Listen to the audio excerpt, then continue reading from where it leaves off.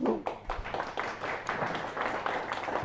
Merci à vous, Muriel, pour cette présentation très, très sympathique et chaleureuse. Alors, ce que j'ai dit de ce que j'ai fait, c'est juste, j'ai pas menti, hein, sur ce point, j'ai pas menti. Mais alors ensuite, vous savez, les décorations et tout, c'est une question d'âge, hein, purement et simplement. J'ai 81 ans, donc le temps que, si je dure encore, ben, il y en aura encore. Hein. Bon, c'est une pure question d'âge. Quand on est dans la filière, il n'y a plus qu'à attendre que le temps passe. Donc, c'est pas du tout un mérite particulier. Bon, alors soyons sérieux après tout ça. Merci en tout cas, Muriel. Merci de m'avoir invité à parler de littérature grecque. C'est toujours un plaisir. Et maintenant, je me propose de vous ennuyer pendant presque une heure. Nous allons en effet nous intéresser à l'étrange survie des héros de la mythologie grecque.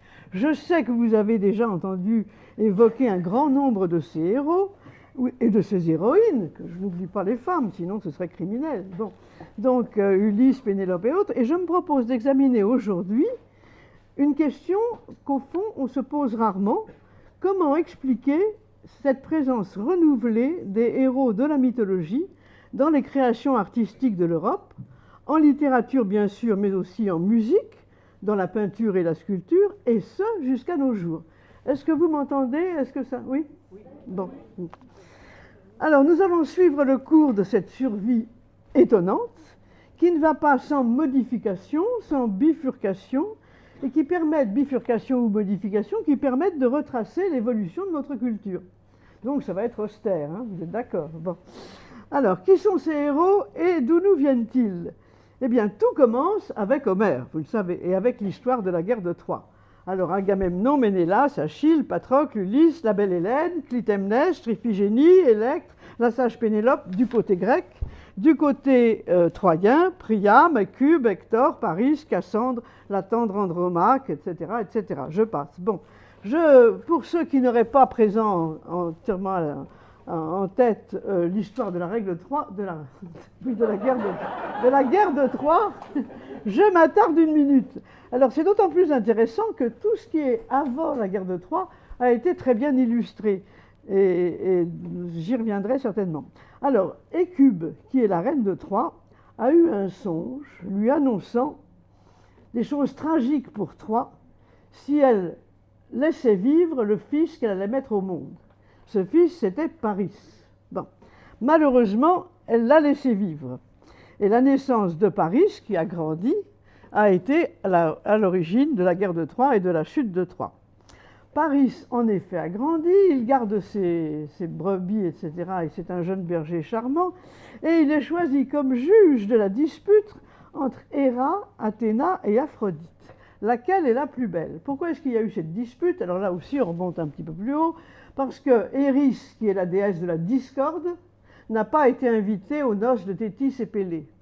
Alors elle se venge en disant, en allant voir les trois déesses qui lui paraissent les plus jolies, et elle leur dit « Ha ha, laquelle de vous trois est la plus belle, à votre avis ?» Ces trois déesses sont Héra, Athéna et Aphrodite. Alors, les trois déesses commencent à se bagarrer, de manière tout à fait charmante, mais tout à fait énergique, et Zeus en a par-dessus la tête et dit « On va choisir un juge extérieur, et on prend Paris. » Et Paris doit remettre sa pomme, une pomme, à celle qu'il juge la plus belle. Très intéressant cette pomme de Paris. D'abord pour Offenbach. Je pense qu'Olivier Brault vous a parlé beaucoup d'Offenbach. Donc l'homme à la pomme, c'est Paris. Hein, ça va de soi. Pourquoi est-ce que c'est l'homme à la pomme? Parce qu'il va remettre une pomme à la plus belle. La pomme de discorde, ça nous vient de là, de cette belle histoire. Bon. Et alors, Héra promet à Paris la souveraineté sur tous les hommes. Athéna lui promet la victoire à la guerre. Et Aphrodite, l'amour de la plus belle femme du monde. Paris donne donc la pomme à Aphrodite. Et voilà comment la guerre de Troie a démarré.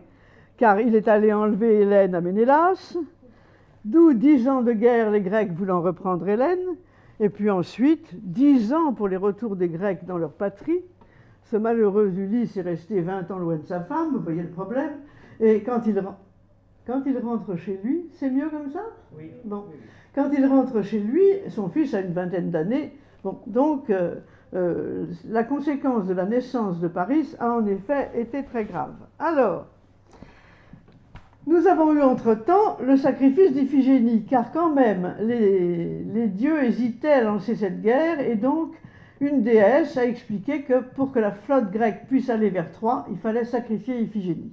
Ce sacrifice a lieu finalement et ne portera pas bonheur à Agamemnon puisque Clytemnestre, son épouse, ne l'a jamais supporté et le tuera au retour, comme vous le savez très bien. Voilà pour les grands moments avant la guerre de Troie.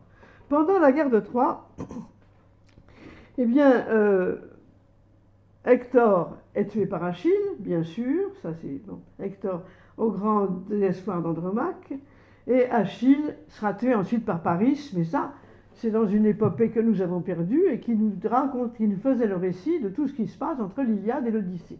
Épopée perdue. De même que ce qui précède la guerre de Troie, tout ce que je vous ai raconté sur l'histoire de Paris, que j'adore, pourquoi? Parce qu'elle a été illustrée par une foule de peintres à partir du XVIe siècle. Rubens, et je vous signale, vous Aixois, que Cézanne a consacré 2 tableaux au choix de Paris, au jugement de Paris. C'est d'ailleurs très amusant. Excusez-moi, je vais multiplier les digressions. Quand vous en avez assez, vous avez le droit de lever la main en disant ça suffit, vous voudrez reprendre le fil de l'histoire. Mais pour Cézanne, quand même, autorisez-moi une digression. Donc Cézanne, dans un premier tableau, dans les années 1869, si je ne me trompe pas, présente en effet Paris face aux 3 femmes, avec à l'arrière une petite Hélène qui est déjà prête à aller avec lui, très bien. Mais dans le tableau de 1880, c'est beaucoup plus drôle parce qu'il offre un panier de pommes aux 3 déesses en question. Donc je vous renvoie à ces tableaux de Cézanne qui viennent directement de Chant-Cyprien, épopée perdue du cycle troyen. Bon, je reprends mon récit. Alors, en dehors de l'histoire de la guerre de Troie, nous avons le retour d'Ulysse, qui prend 10 ans. Et le retour d'Agamemnon, qui nous est raconté par d'autres épopées qui s'appelaient les retours, les épopées du retour, bon, qui va être tué ainsi que Cassandre par Clytemnestre, qui ne lui pardonne pas le sacrifice d'Iphigénie. Alors, premier étonnement, l'Iliade est un poème de violence et de mort. Il y a énormément de batailles, il y a énormément de guerriers qui sont tués de manière atroce. Bon, l'Odyssée est un poème de contes folkloriques et de merveilleux, avec le Cyclope, Calypso, l'île des sirènes, Circé la magicienne et les Phéaciens, qui sont quand même un monde un peu rêvé. Or, dans chacun de ces poèmes, les rapports humains sont décrits avec une tendresse et une compréhension absolument inimitables. Je vous donne quelques exemples tirés de l'Iliade. Hélène apparaît au chant 3.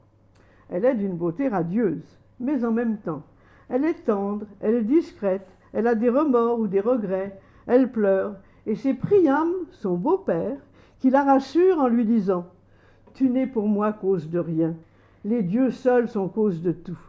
Il y a entre Priam et Hélène, qui apparaît pour la première fois dans l'épopée, une forme de tendresse qui ne peut pas ne pas nous toucher et qui est fondée sur ce sentiment de la conscience d'une commune condition humaine et d'une responsabilité divine qui innocente et rapproche les humains entre eux.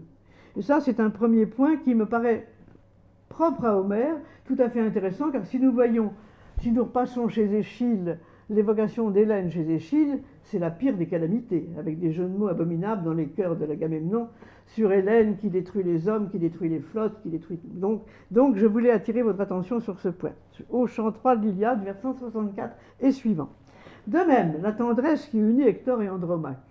Quand on a les enfants qui ont un peu de cœur, ne peuvent pas ne pas être émus aux larmes quand ils lisent la scène du chant 6, c'est l'adieu d'Hector et d'Andromaque. Hector ne pense qu'à Andromaque, Andromaque ne pense qu'à Hector, il s'éloigne du combat pendant quelques instants et il cherche à voir Andromaque. Or, il ne la trouve pas dans son palais parce qu'elle a quitté un instant le combat et inquiète des nouvelles de la lutte entre Troyens et Grecs, car il est question d'assaut grec tout à fait dangereux. Donc elle veut des nouvelles du combat, et quand Hector retrouve Andromaque en larmes sur les hauteurs de la cité de Troie, il veut prendre l'enfant que la nourrice tient juste derrière Andromaque dans ses bras, et celui-ci recule absolument effrayé par le panache du casque de son père.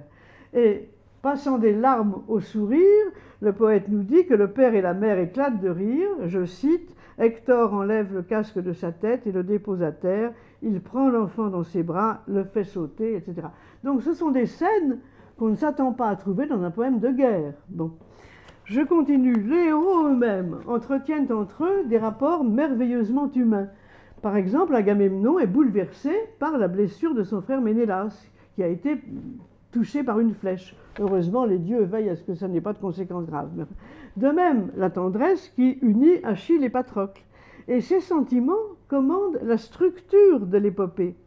Agamemnon, en effet, je reviens sur ce point, doit rendre sa captive, la captive qu'il a gagnée au combat. Pourquoi? Parce que cette captive était la fille du grand prêtre d'Apollon. Et que le grand prêtre d'Apollon a prié Apollon pour qu'Apollon convainque Agamemnon de rendre sa captive.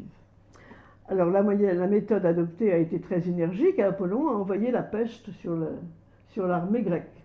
Ce qui a évidemment convaincu Agamemnon qu'il était sage de rendre la captive. Mais du même coup, il dit à Achille, eh bien moi je vais prendre ta captive à la place, Briséis. Et Achille se juge offensé, se retire du combat jusqu'à obtenir réparation. Ça, c'est le thème de l'Iliade, auquel d'ailleurs Aristote rend hommage. Est-ce qu'il retourne au combat après avoir obtenu réparation? Non.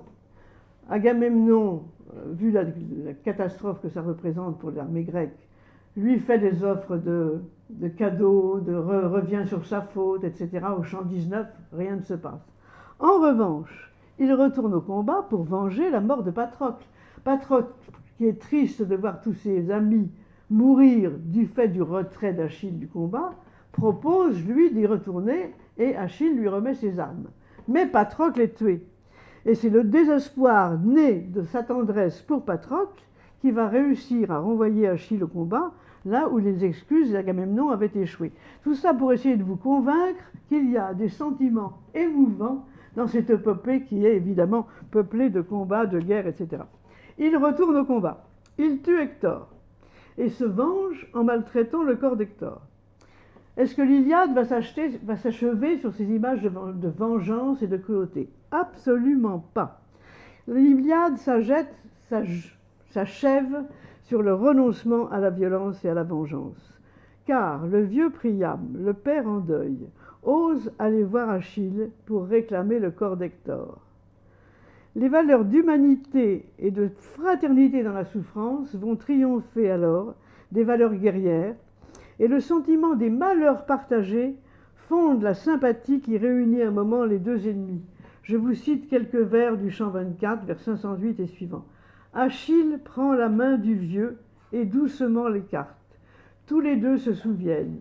L'un pleure longuement sur Hector, prostré aux pieds d'Achille. Achille cependant pleure sur son père, sur Patrocle aussi, et leur plainte s'élève à travers la demeure. C'est donc le sentiment d'une parenté fondamentale entre ceux qui s'affrontent qui va imprégner les chants 23 et 24, consacrés respectivement aux funérailles de Patrocle, puis d'Hector, et ainsi le poème de guerre se transforme et se clôt en devenant un poème de deuil. Voilà ce que je voulais souligner à propos de l'Iliade. Maintenant, deux mots sur le paradoxe de l'Odyssée. L'Odyssée, c'est un conte féerique, peuplé de divinités, de monstres, de magiciens.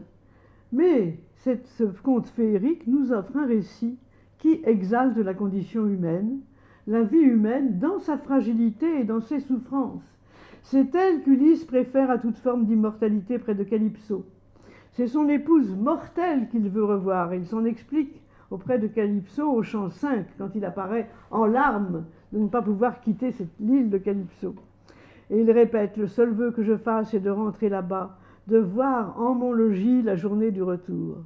Or, Ulysse, que l'on voit sangloter chez Calypso quand on le découvre au chant 5, puisque les 4 premiers chants nous donnent l'histoire de Télémaque, qui a 20 ans et qui est parti à la recherche de son père.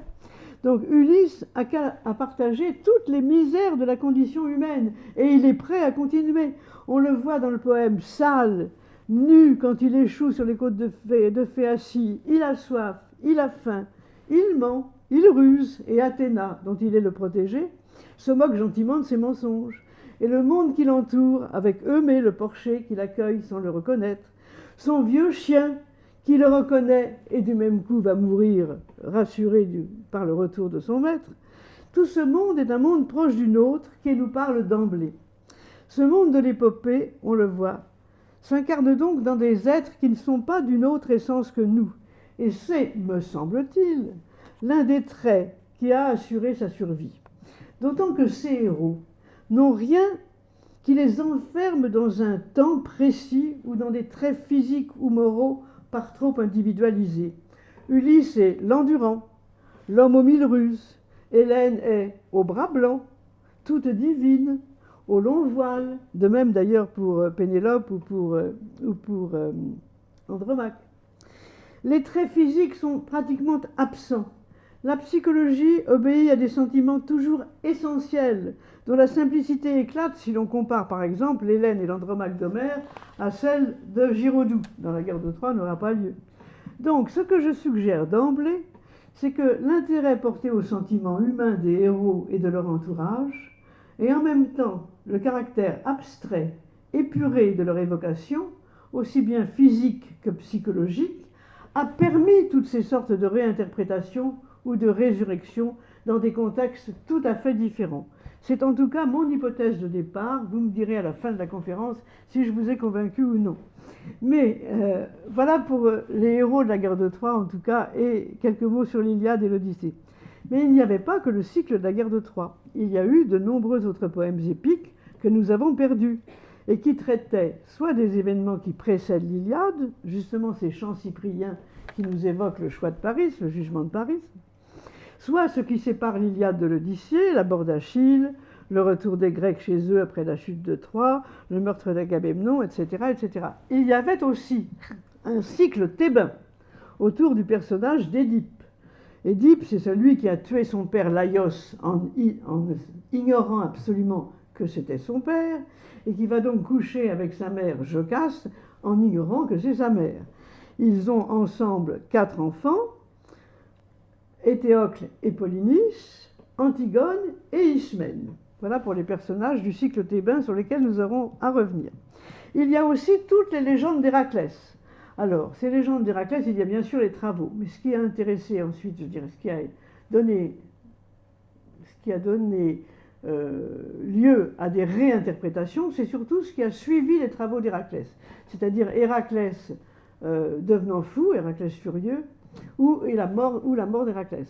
Plus intéressant, ou en tout cas plus amusant, est ce qui précède la naissance d'Héraclès, car Héraclès est le fils de Zeus et d'Alcmène, et ça nous a donné des variations sur Amphitryon qui sont absolument délicieuses, et sur lesquelles je reviendrai, rassurez-vous. Il y a aussi Jason et la Toison d'Or avec Médée, il y a Thésée et le Minotaure avec Ariane et Phèdre et Hippolyte, il y a évidemment Orphée et Eurydice dont on vous a beaucoup parlé. Donc dans tous ces mythes, le héros incarne un aspect du destin de l'homme et permet de s'interroger à son sujet. Alors c'est peut-être la cruauté de la guerre, dans le cycle de Thèbes par exemple, mais ça peut être l'enchaînement de la violence et de la vengeance avec la Toison d'Or, Jason, Médée, etc. Enfin des problèmes humains qui touchent tout le monde. Et les premières réincarnations de ces héros, eh bien, elles sont dans la tragédie grecque. Donc tout commence en Grèce. Voilà. Alors, mon première partie, vous êtes tranquille, c'était sur les épopées d'Homère. Maintenant, j'aborde les premières réinterprétations de la mythologie avec les 3 tragiques grecs du 5e siècle avant Jésus-Christ. Échille, 525-456. Donc, vous voyez, contemporain de la victoire des Grecs sur les barbares, c'est très important. Sophocle, 497-405, plein 5e siècle, avec le début de la guerre entre Sparte et Athènes. Et Euripide, 484-406, pratiquement contemporain à 15 ans près. Bon. Ils font revivre dans leurs œuvres dramatiques les personnages des épopées. C'est la première réinterprétation. Il faut savoir que la Grèce est le lieu de naissance du théâtre. Notre mot théâtre vient du grec théatron. Qu'est-ce que c'est que le théatron? C'est le lieu où l'on regarde. C'est un lieu d'où on regarde un spectacle. Le verbe théaomai, d'où vient théatron, d'où est dérivé théatron, veut dire contempler, regarder. Et le théatès, c'est le spectateur. Bon. Donc la Grèce a inventé le théâtre, nous sommes d'accord. Il a inventé aussi la Grèce, la tragédie et la démocratie. Alors vous voyez, on n'est pas sorti des choses. Bon. Donc la tragédie. La tragédie, alors pour les explications du mot, il y a encore des débats. C'est le chant qui accompagne le sacrifice du bouc. Enfin, le sens originel du mot reste controversé. Mais ce qui est clair, c'est qu'aller au théâtre dans l'Athènes du 5e siècle avant Jésus-Christ n'a absolument rien de commun avec ce que nous entendons par cette expression. Car les représentations théâtrales se déroulaient dans le cadre de festivals en l'honneur du dieu Dionysos. Festival qui était organisé par l'État. Donc le théâtre à Athènes, c'est à la fois une cérémonie religieuse et une cérémonie civique. Ce qui n'est évidemment pas du tout le cas chez nous, aujourd'hui, dans nos sociétés pseudo-laïcisées. Le plus important était bien sûr le festival des Grandes Dionysies, qui se tenait à la fin mars. Fin mars, c'est intéressant parce que c'est le moment où la navigation peut reprendre. Il y avait un autre festival plus intime, celui des Lénéennes, qui se tenait en décembre. Et là, en décembre, il n'y avait que des Athéniens comme spectateurs, ou ceux qui étaient très proches. Mais aux Grandes Dionysies, on pouvait avoir des gens de toutes les cités du monde grec, puisque la navigation avait repris. Donc, festival fondamental. Lors de ce festival, il y avait un concours de tragédie. 3 poètes tragiques présentaient chacun 3 tragédies et un drame satirique. Et puis, il y avait un concours de comédie avec 5 comédies qui étaient admises à concourir. Et un concours de dithyrambes où se confrontaient les chœurs des 10 tribus athéniennes. Toute la cité était invitée à participer au spectacle et un fonds spécial existait pour payer les places des plus nécessiteux. C'est le fond du spectacle, le théorikon, on retrouve cette racine théomale, qui a donné tant de soucis à Démosthène quand il a cherché à obtenir que pour lutter contre Philippe, on s'occupe moins des représentations théâtrales et que cet argent puisse servir à la guerre. Bon. Donc, en tout cas, pour cette première réinterprétation des héros du mythe, je pourrais vous multiplier les exemples. Rassurez-vous, je me bornerai à 2. L'un sur les légendes de la guerre de Troie, l'autre sur le cycle thébain, c'est-à-dire sur la légende d'Édipe. Alors, la guerre de Troie. Chez Échille, on a une Orestie, c'est-à-dire 3 pièces, une Orestie qui est une trilogie complète, avec 3 pièces. Agamemnon, qui évoque le retour d'Agamemnon après la chute de Troie. Agamemnon est tué par Clytemnestre, puisqu'elle ne lui a pas pardonné le sacrifice d'Iphigénie. Donc il est tué par Clytemnestre. Dans les Coéphores, 2e pièce, c'est la vengeance d'Électre et Oreste, Oreste tuant Clytemnestre sur ordre d'Apollon pour venger son père. Et les Euménides nous montrent Oreste poursuivi par les Érynies pour son matricide et acquitté par le tribunal de l'Aréopage que préside Athéna. Ce qui veut dire que l'ensemble de la trilogie aboutit à une forme de justice présidée par Athéna, donc par une divinité, la divinité d'Athènes, qui crée l'Aréopage, et le meurtre d'Oreste, le meurtre perpétré par Oreste sur sa mère, est jugé juste, ou alors en tout cas une erreur due à l'influence d'Apollon, le mystère reste entier. En tout cas, Oreste est acquitté et les Érynies, qui étaient les déesses de la vengeance, se transforment en Euménides. Bon, voilà pour les 3 pièces de l'Orestie d'Échille. Ces pièces nous montrent le triomphe finalement d'une forme de justice garantie par les dieux, de même que les dieux ont garanti la justice de la victoire grecque sur les barbares en 480. Bon. Donc là, le règne divin paraît clair. La pièce des Coéphores, c'est-à-dire la pièce de la vengeance et du meurtre de Clytemnestre, a été reprise par Sophocle et par Euripide dans leurs 2 pièces intitulées l'une et l'autre Électre. Donc Électre et l'Électre de Sophocle, c'est donc ce dernier, nous raconte exactement la même chose, le meurtre de Clytemnestre par Électre et Oreste, vengeance atroce, avec la haine d'Électre qui dirige les opérations, mais enfin qui est voulue par les dieux. Les dieux s'éloignent un peu de la sphère humaine, mais néanmoins, les humains, dans la mesure où ils croient les comprendre, leur obéissent. Avec l'Électre d'Euripide, nous avons une réinterprétation complète du mythe. Électre a été mariée à un paysan parce que Égiste et Clytemnestre ne veulent pas qu'elle ait un héritier qui puisse venger le meurtre d'Agamemnon. Donc elle est mariée à un paysan, on a un éloge de la classe moyenne à Athènes à l'époque, n'est-ce pas? ce paysan est tout à fait noble et respectable, il a respecté Électre, il ne couche pas avec elle, et elle fait tout ce qu'elle peut pour lui faciliter la vie. Tout ceci est tout à fait émouvant. Bon. Et après le matricide, eh bien, ces deux, Électre et Oreste, se retrouvent un peu réduits à eux-mêmes, et nous avons une nouvelle pièce d'Euripide qui s'appelle Oreste, et qui nous raconte le jugement d'Oreste après ce crime. Et le jugement d'Oreste après ce crime dans le reste d'Euripide, c'est plus du tout les Euménides, hein, plus du tout. Oreste est jugé par une assemblée démocratique dans laquelle les démagogues, les beaux parleurs se font entendre beaucoup mieux que les honnêtes gens, et du même coup, il est condamné à mort par les beaux parleurs de l'assemblée démagogique qui nous montre à quel point la démocratie athénienne a pu dégénérer en une soixantaine d'années. Bon. Ce qui peut nous laisser réfléchir sur des événements. Bon. Donc, on a implicitement une critique de la démocratie devenue démagogie. Vous voyez à quel point on est loin de la vision des choses d'un Échille. Et on est loin aussi de cette vision des personnages héroïques d'Homère, où aucune allusion n'était faite à ces événements. Bon, alors nous avons même chez Euripide une pièce qui s'intitule Hélène. Et celle-là, elle est particulièrement intéressante parce qu'elle nous montre que la véritable Hélène a été enlevée et a passé toute la période de la guerre de Troie en Égypte sous la protection de Protée, le roi d'Égypte. Ça inspira Claudel, qui nous écrivit un ravissant petit Protée qui devait être accompagné de la musique de Darius Milhaud, qui malheureusement n'a jamais été joué du vivant de Claudel, mais qui est une petite merveille, et je vous recommande la lecture de cette pièce qui s'appelle Protée de Claudel, qui doit remonter à 1914. Bon. Donc voilà pour déjà la réinterprétation d'un tragique à l'autre des héros de la mythologie du cycle troyen. Le cycle thébain maintenant.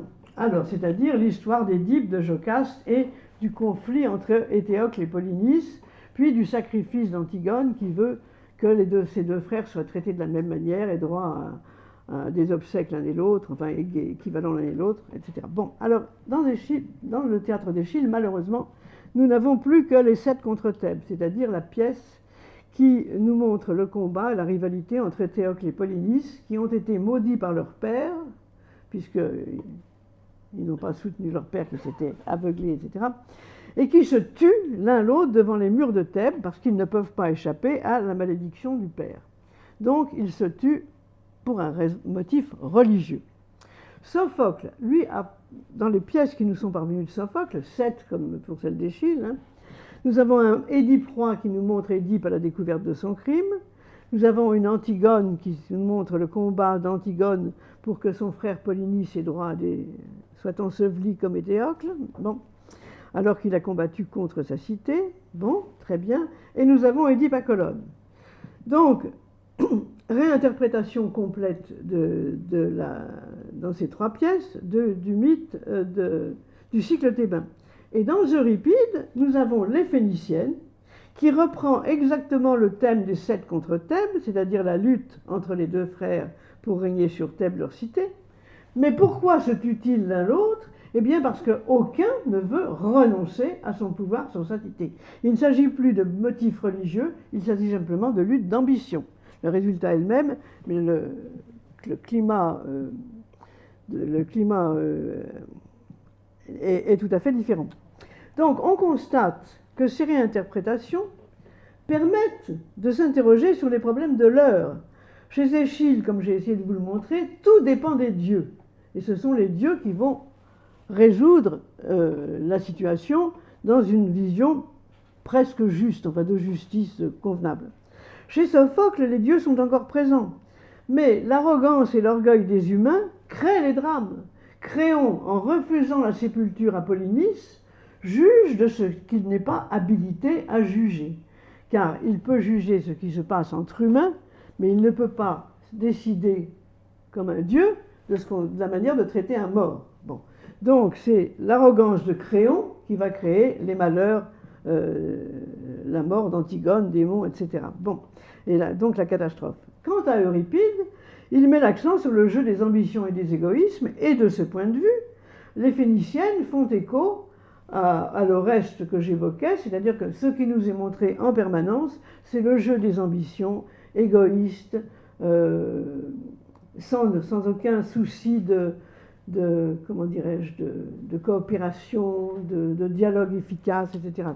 Donc, ce qu'il dénonce, c'est l'enchaînement de la violence, la cruauté de la guerre, la perversion de la démocratie, car nous sommes dans un contexte qui est celui de la guerre du Péloponnèse, guerre qui a duré 27 ans. Donc le climat socioculturel est évidemment différent. Donc ce qu'on constate d'emblée, c'est que dès ce 5e siècle avant Jésus-Christ, la reprise des héros du mythe permet de s'interroger sur les problèmes de l'heure. Les personnages débattent des raisons de leur acte, on pèse la conduite de chacun. Avec Échille, on compte sur la divinité qui a accordé en 480 la victoire aux Grecs. Bon. Pour résoudre les problèmes, le tribunal de l'Aréopage est créé par Athéna, il acquitte au reste, tout va bien. Avec Sophocle, les dieux se font plus lointains, mais ils veillent encore au respect des limites et à l'absence d'arrogance des humains. Et avec Euripide, on constate que la poursuite de la guerre a miné le respect de toutes les valeurs. On a une sorte d'ironie tragique qui se manifeste. La guerre est injuste, seules les ambitions égoïstes subsistent, les Grecs peuvent même se battre pour un fantôme, on pense à l'Hélène. Donc, le climat socioculturel est totalement différent. J'ajoute que le chœur, qui est toujours présent dans une tragédie grecque et qui commente les actes du drame, donne parfois la clé. Il ouvre en tout cas un espace de réflexion, car les parties lyriques, donc chantées par le chœur, sont composées dans un dialecte, le dorien, qui n'est pas celui du dialogue tragique, et dans des rythmes différents. Et les chants du chœur coupent la tragédie en épisodes et marquent donc une rupture dans l'action qui permet de méditer sur le cours de l'histoire. Dans l'Orestie d'Échille, par exemple, tout commence par un chant lyrique de plus de 150 vers qui fait remonter jusqu'au moment du départ de la flotte pour Troie et au sacrifice d'Iphigénie, ce qui va expliquer le meurtre d'Agamemnon par Clytemnestre. La pièce s'ouvre donc sur un présage, l'apparition de 2 aigles en train de dévorer une hase pleine avec sa portée, et nous plonge ainsi dans une atmosphère de mystère, de terreur, liée à la présence du divin. De même, dans les 7 contre Thèbes, le cœur remonte à un passé lointain. Je cite « Je pense à la faute ancienne, vite châtiée, et qui pourtant dure encore à la 3e génération, la faute de Laios, rebelle à Apollon. » Car en effet, Laios avait lui aussi eu un avertissement d'Apollon lui disant que la naissance de son fils serait une calamité pour Thèbes. Bon. Chez Sophocle de même, le chœur évoque dans un style lyrique qui prend un caractère de mystère, de transposition sacrée, le passé précédant le drame. Et chez Euripide encore, même chez Euripide, dans Iphigénie à Aulis par exemple, est évoqué tout le passé avec le jugement de Paris et le départ de la flotte qui a conduit à la guerre de Troie. Donc les origines lointaines de la légende sont ainsi évoquées dans le drame lui-même et lui donnent sa véritable dimension en ouvrant un arrière-plan autour du débat humain que présente l'action dramatique. Cet exemple de fait a conduit Marguerite Yourcenar à voir dans la tragédie grecque le premier essai de langage universel. Le héros tragique, nous dit-elle dans En pèlerin en étranger, devient un signe, un symbole vivant, grâce auquel chacun peut s'exprimer sur les situations cruciales de son existence, sur ses passions, ses difficultés, ses erreurs, mais aussi sa grandeur. Et elle donne comme exemple Éculbe, qui devient le symbole de la mère dont la guerre a tué les enfants, quels que soient les conflits dont il est question au cours de l'histoire. Bon. Alors, ce que je dois vous rappeler quand même aujourd'hui, en maintenant, c'est le naufrage qui a eu lieu entre ce 5e siècle avant Jésus-Christ, dont j'espère vous avoir convaincu que c'était quand même quelque chose d'extraordinaire, qui mérite qu'on relise et Homère et les pièces des tragiques grecques. Eh bien, entre ce 5e siècle avant Jésus-Christ et les époques modernes, presque tout a été perdu, car nous n'avons que 10% ou à peu près de la littérature grecque qui a été composée. Les exemplaires avaient été rédigés, il y avait en effet des exemplaires pour les répétitions des pièces, il y a eu des reprises, ils ont circulé, ils ont été perdus. Nous avons 7 pièces d'Échille sur 90 tragédies, nous avons 7 pièces de Sophocle sur plus de 100 tragédies, 18 pièces d'Euripide sur 92, dont 67 étaient encore connues à l'époque sous l'Empire romain. Donc nous avons une perte. Mais nous ne possédons absolument rien des prédécesseurs d'Échille, et peu de choses de ses contemporains, des titres, des citations, des fragments. Donc la survie des héros grecs dans le monde moderne est une histoire à rebondissement, une histoire quasi miraculeuse. Et elle commence dans le monde antique, et c'est le monde antique qui va nous en fournir l'explication, mais on va constater que l'histoire de la culture n'a rien d'une ligne droite. Elle est à chaque instant infléchie, modifiée, peut connaître de brusques bifurcations, et nous allons le voir dès le premier relais. Le premier relais, c'est Rome et le théâtre de Sénèque. Le rôle du relais latin est très important. Premièrement, il y a l'imitation des tragiques grecs avec le théâtre de Sénèque. Le théâtre de Sénèque, c'est 6 siècles après Euripide. Donc le temps a passé quand même. Alors il y a eu, le théâtre n'a pas cessé de se jouer. Il y a eu tout, dans tout l'empire romain, dans tout l'empire gréco-romain, c'est-à-dire ce monde qui a été ensuite conquis par les Romains, il y a eu des représentations théâtrales. Mais nous avons tout perdu. Donc le théâtre de Sénèque, fin du 1er siècle après Jésus-Christ, c'est le début de l'Empire.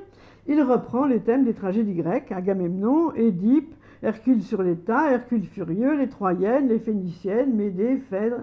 Mais ce sont des imitations libres. Premièrement, le chœur a pratiquement disparu. Plus de chœur. Deuxièmement, le ton est tout à fait différent. C'est un ton beaucoup plus emphatique, avec des discussions rhétoriques ou morales liées à l'époque de Sénèque. Et surtout poussé à l'extrême, et une cruauté, à mes yeux, assez impressionnante. Mais une sorte de canon est désormais fixé, qui va prendre valeur officielle de référence. Et Sénèque va être une source précieuse pour les poètes classiques d'après la Renaissance. Si vous relisez les préfaces des tragédies françaises, Corneille en particulier, vous voyez que pour Édipe et Médée, il se réfère à Sénèque. Sénèque est le passage obligé entre le modèle grec et les imitations modernes. Or, ce passage impliquait une différence de ton et d'esprit. C'est le premier tournant, si vous voulez. Deuxième élément essentiel dans ce monde gréco-romain, la transmission. Les textes transmis par les manuscrits qui s'étagent tout au long du Moyen-Âge opèrent une forme de sélection et redéfinissent un genre. Nous avons bien sûr retrouvé depuis des papyri. Il y a les citations chez d'autres auteurs latins ou grecs. Mais les sélections opérées par les copistes reflètent une évolution de plusieurs siècles qu'elles consacrent et dont elles font l'unique vraie référence. Cette transmission, elle se fait par plusieurs moyens. Elle se fait d'abord grâce à la bibliothèque d'Alexandrie, sur lesquels un poète comme Callimaque a beaucoup veillé. Mais elle se fait aussi grâce au recueil savant des récits mythiques. Il se trouve que la période impériale est une période où on se passionne pour la mythologie. Et nous avons la fameuse bibliothèque d'Apollodore, qui est une compilation de légendes qui remonte au IIe siècle de l'Empire. Donc ces légendes réjouissent les lettrés et elles inspirèrent Ovide, qui représente l'aboutissement de cette évolution avec les métamorphoses. C'est une apogée du merveilleux, un grand poème en 15 livres, qui rapporte toutes les légendes pouvant aboutir à des métamorphoses et qui a servi évidemment d'inspiration pour bien des poètes postérieurs, car il est question de Jason, de Médée, d'Ariane, d'Orphée, d'Eurydice, etc. Les légendes de Troie restent ainsi dans les mémoires. L'exemple gréco-romain en ce qui concerne la survie des héros grecs nous montre comment se font les bifurcations de la culture. Il y a une évolution du goût, il y a le rôle des éditions et des traductions. Mais le miracle subsiste à travers ces évolutions des genres littéraires et artistiques, à travers ces changements du goût. Toujours, on voit revenir les héros des mythes de la Grèce ancienne. Pensez par exemple au Minotaure de Picasso, c'est quand même inattendu. Alors, comment furent connus à la Renaissance? Je passe à une nouvelle partie, donc c'est pour vous donner du courage, on avance quand même. Bon. À la Renaissance, comment furent connues, et au XVIIe siècle, les œuvres de l'Antiquité, quand ni la tragédie ni l'opéra n'existaient encore en France. Les œuvres antiques ont été découvertes de façon très progressive et très incomplète, et souvent indirecte, par le biais d'auteurs comme Plutarque ou comme Ovide que je viens de citer, alors qu'on n'avait pas encore accès aux chefs-d'œuvre de la littérature grecque. Par exemple, au début du XVIe siècle, paraît la traduction en latin de 3 pièces d'Euripide, mais en latin. Quant à l'édition en grec de ce même Euripide, elle ne commence à paraître que dans le dernier quart du XVIe siècle. Une légende pouvait être connue par un résumé de mythographe, une évocation de poètes postérieurs de plusieurs siècles, puisant dans des sources latines. Dès la fin du XVIe siècle, cependant, le théâtre de Garnier, si je vous demande de citer une pièce de Garnier, vous allez dire « Les Juives ». Je suppose, d'une seule voix, n'est-ce pas? Bon. Mais figurez-vous qu'il avait également écrit un Hippolyte et une Antigone. 1580, une Antigone de Garnier, sur laquelle nous reviendrons. En France, avec le triomphe de la tragédie classique au XVIIe siècle, nous retrouvons chez Corneille Édipe, 1629, Médée, 1659, et avec Racine qui a traduit Euripide, nous avons la Thébaïde, Andromaque, Iphigénie, Phèdre, etc., toutes les pièces que vous connaissez par cœur. Donc notre classicisme a pérennisé le souvenir des héros des mythes grecs. Il a culminé avec Voltaire, mais il s'y étouffe aussi un peu. Voltaire, 1694-1778, donc XVIIIe siècle, c'est le dernier des auteurs tragiques français. Il a écrit un Édipe, c'est vrai, il a écrit un Oreste, c'est vrai, mais il n'écrit plus pour le croire, il écrit pour le public parisien.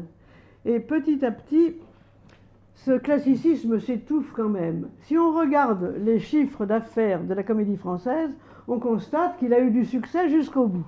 Il n'empêche que ces pièces ne sont pas reprises après sa mort. Ailleurs en Europe, en parallèle avec la redécouverte de la tragédie, se développe l'opéra. Alors nous avons Monteverdi, bien sûr, XVIIe siècle, Orphée, 1608, le retour d'Ulysse, Ariane, vous connaissez ça par cœur. Nous avons en Espagne Lope de Vega et Calderón. Nous avons en Angleterre Purcell avec Amphitryon, Édipe, Didon et Énée. Nous avons Handel, Hercule, Assis et Galatée, Ariane. Nous avons Rameau, Hippolyte et Aricie, Castor et Pollux. Ravissant spectacle qui devrait être élégant, etc., qui a été massacré dernièrement à Paris. Gluck, Orphée et Eurydice, Alceste. Iphigénie en Tauride, Iphigénie en Aulide, Paris chez Hélène. Donc vous voyez à quel point, dans la création musicale, les héros du mythe réapparaissent. Ce n'est pas dans le même type de tragédie, c'est dans l'opéra. Et ceci a sûrement été aidé par le fait qu'il y avait tout un aspect lyrique et choral dans la tragédie grecque. Donc on le retrouve là. La présence des sujets mythologiques dans la peinture classique est elle aussi manifeste. Nous avons des Orphées à la pelle, Orphée de Véronèse, de Titien, de Cranach, de Rubens. Nous avons toute l'œuvre de Poussin au XVIIe siècle, au point qu'aujourd'hui, quand il y a une exposition Poussin, de petits écriteaux sont nécessaires pour éclairer le public sur la légende qui est illustrée, car elles ne sont plus connues de nos contemporains, bien évidemment. Bon, donc le classicisme, imprégné de mythes grecs, traverse le XVIIe et le XVIIIe siècle sous forme donc littéraire ou sous forme musicale, mais évidemment il s'essouffle et il disparaît avec le romantisme qui va modifier les sources d'inspiration même des œuvres. Il est vrai qu'il était difficile de faire parler Paris en lui disant ouvre la fenêtre, ouvre la porte et ferme cette fenêtre. Nous sommes d'accord. Donc à la fin au cours du XIXe siècle, nous avons un changement du goût qui met en retrait ces héros de la mythologie grecque. Curieusement, la fin du XIXe siècle et le XXe siècle vont signer sa résurrection, la résurrection de tout cet univers mythique. Pourquoi? Grâce, premièrement, au renouveau des études classiques, indiscutablement, qui est favorisé par la rivalité entre la France et l'Allemagne.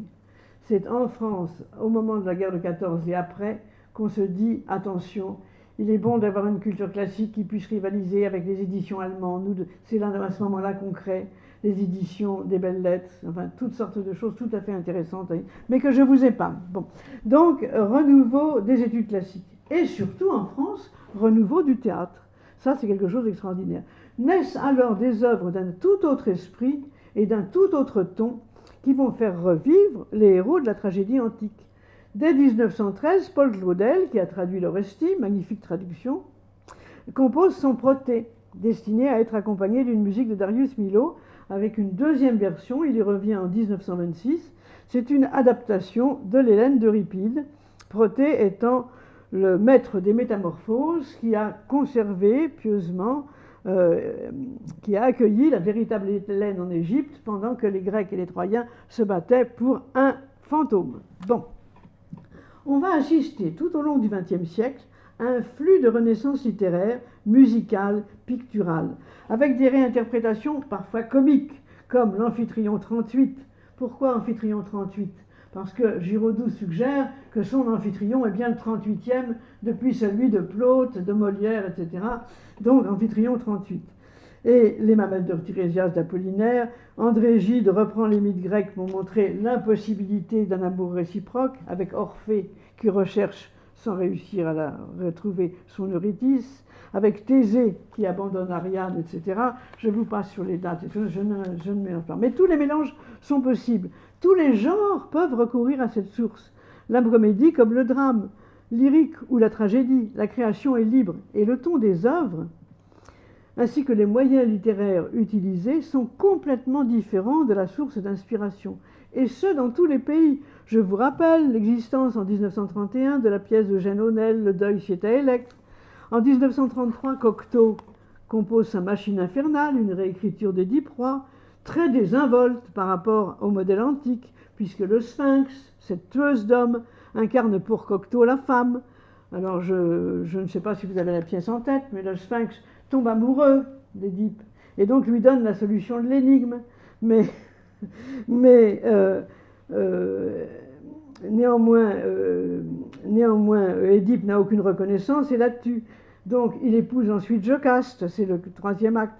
Et enfin, nous avons la révélation dans Oedipe III, qui reprend d'ailleurs un Oedipus Rex qui avait été composé par Stravinsky, dont la musique avait été composée par Stravinsky 7 ans plus tôt.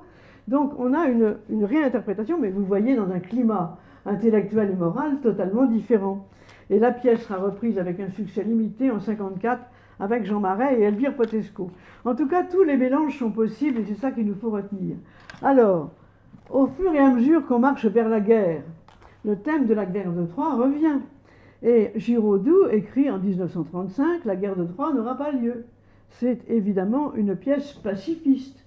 Giraudoux avait été blessé à 2 reprises au cours de la guerre de 14-18. Et là, il est indiscutablement, il veut donner un message pacifiste. Je vous donne le début de cette pièce pour que vous en voyiez le ton, pour ceux qui n'en ont pas vraiment en tête.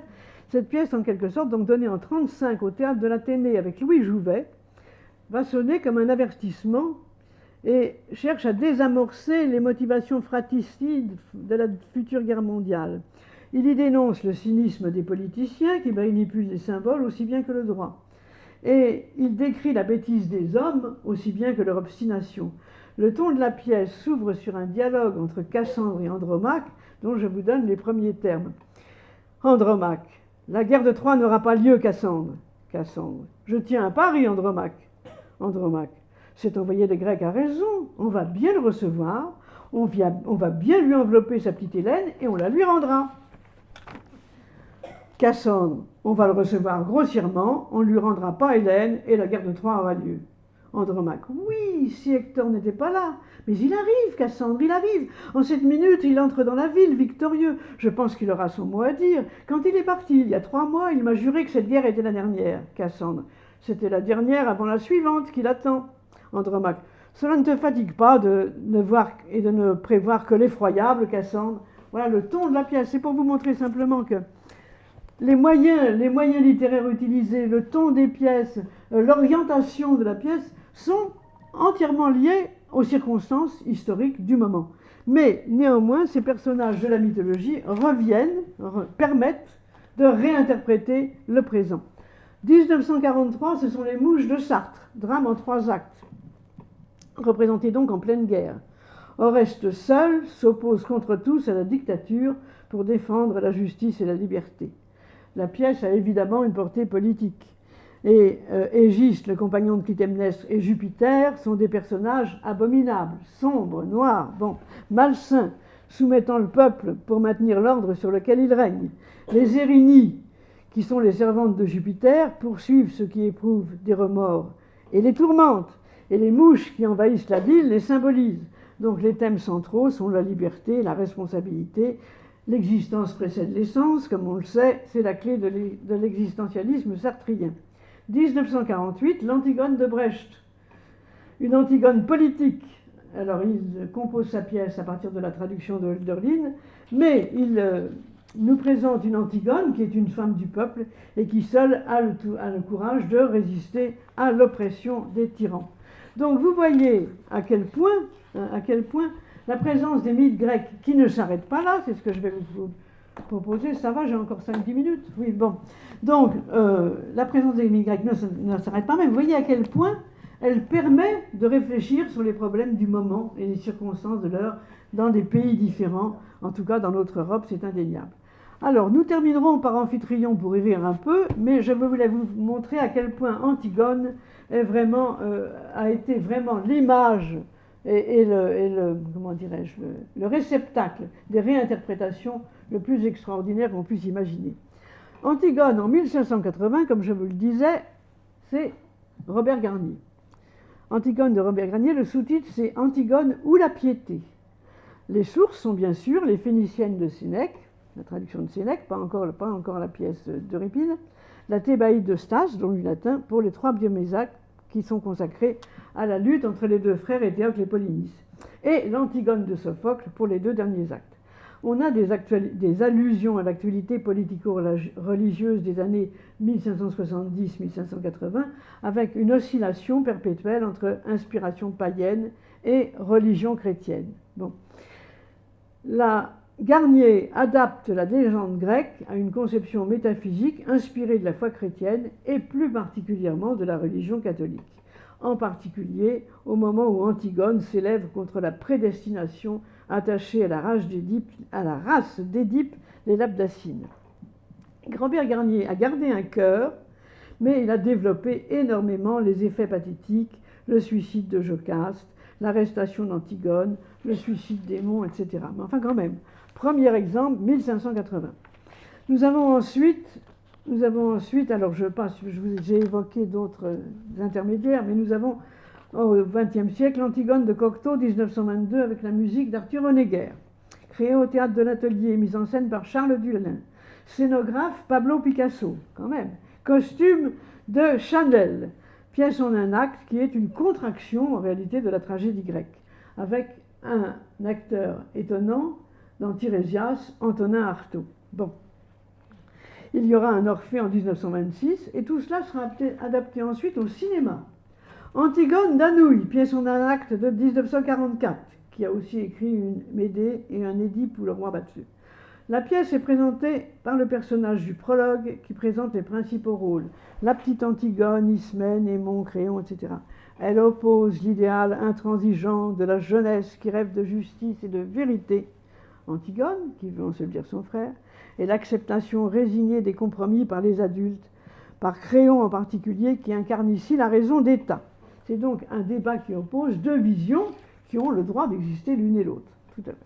Antigone de Brecht, 1948, comme je vous le disais, réécrite à partir du texte de Hölderlin, c'est une Antigone politique, une femme ordinaire du peuple que les circonstances poussent à résister au pouvoir tyrannique. Henri Beauchot, Édipe sur la route et Antigone, 1997. Même, hein, on se rapproche d'ici. Alors, Antigone est vue comme une figure de la dissidence nécessaire face à un pouvoir patriarcal qui veut l'ordre. Antigone veut, elle, l'amour et la justice. Alors qu'Antigone, même dans la pièce grecque, pense aussi à son devoir, en quelque sorte, familial vis-à-vis de son frère, ici, c'est l'idée d'une dissidence nécessaire contre le pouvoir patriarcal. Donc c'est un pouvoir, c'est une interprétation plus politique, plus sociologique et moins familiale. Voilà. Antigone est véritablement le matériau résistant et inaltérable qu'on peut utiliser pour défendre toutes les causes. Et aujourd'hui, elle se trouve investie d'un rôle de porte-drapeau du féminisme militant. C'est grâce à vous que j'ai découvert ça, car je dois dire que je ne suis pas une fervente lectrice des études de genre, ce qui est sûrement un tort.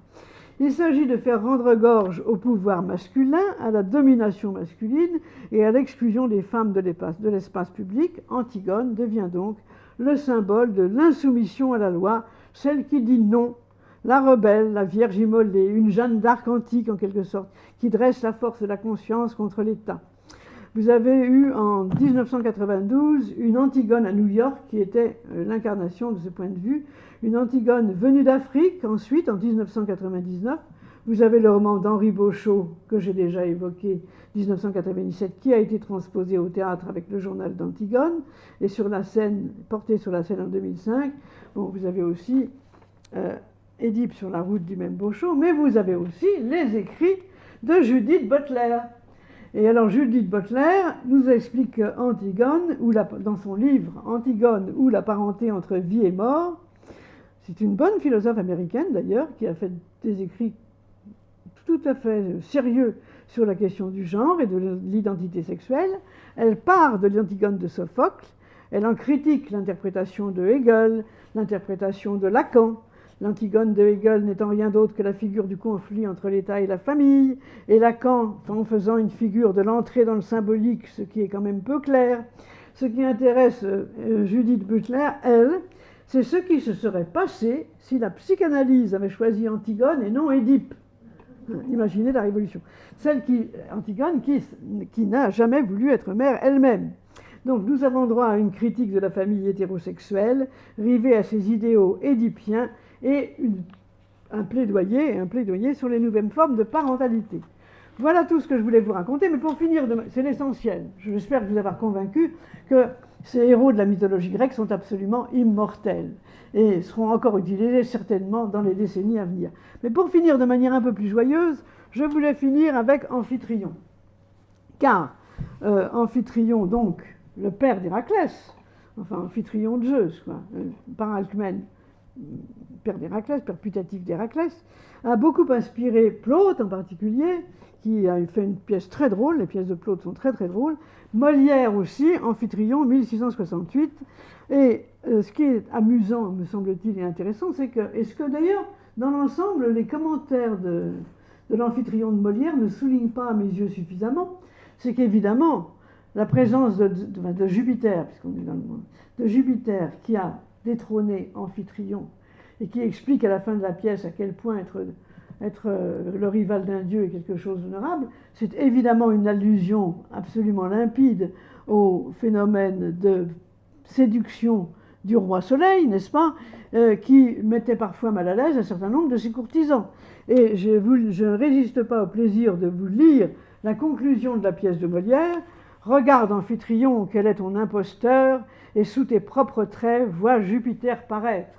Un partage avec Jupiter n'a rien du tout qui déshonore, et sans doute il ne peut être que glorieux de se voir le rival du souverain des dieux. Je n'y vois pour ta flamme aucun lieu de murmure. Alcmène est tout à toi. Remarque de sosie. Le seigneur Jupiter sait dorer la pilule. Sur de telles affaires, toujours le mieux est de ne rien dire. Voilà ce que je voulais vous lire pour vous faire quand même sourire après cet effort d'une heure. Et dans l'Amphitryon 38 de Giraudoux, 1929, Alcmène, reine de Thèbes, épouse d'Amphitryon, donc toujours objet du désir de Jupiter, le thème est exactement le même. Il aime en Alcmène l'amour humain. Ça, c'est la trouvaille de Giraudoux. Il envoie donc Amphitryon à la guerre, et Mercure annonce à la reine que son mari reviendra le soir même secrètement. Le début de la pièce est absolument délicieux car nous avons un dialogue entre Jupiter et Mercure qui nous donne le ton de l'ensemble de la pièce. Jupiter, elle est là, cher Mercure. Mercure, où cela, Jupiter? Jupiter, tu vois la fenêtre éclairée, dont la brise remue le voile. Alcmène est là, ne bouge pas. Dans quelques minutes, tu pourras peut-être voir passer son ombre. Mercure, à moi cette ombre suffira. Mais je vous admire, Jupiter, quand vous aimez une mortelle, de renoncer à vos privilèges divins et de perdre une nuit au milieu des cactus et des ronces pour apercevoir l'ombre d'Alcmène, alors que de vos yeux habituels, vous pourriez facilement percer les murs de sa chambre pour ne point parler de son linge. Jupiter, et toucher son corps de mains invisibles pour elle, et l'enlacer d'une étreinte qu'elle ne sentirait pas. Mercure, le vent aime ainsi, et il n'en est pas moins, autant que vous, un des principes de la fécondité. Jupiter, tu ne connais rien à l'amour terrestre, Mercure. Mercure, vous m'obligez trop souvent à prendre figure d'homme pour l'ignorer. À votre suite, parfois, j'aime une femme. Mais pour l'aborder, il faut lui plaire, puis la déshabiller, la rhabiller, puis pour obtenir de la quitter, lui déplaire. C'est tout un métier. Je vous laisse lire la suite, n'est-ce pas? Et je vous remercie de votre attention.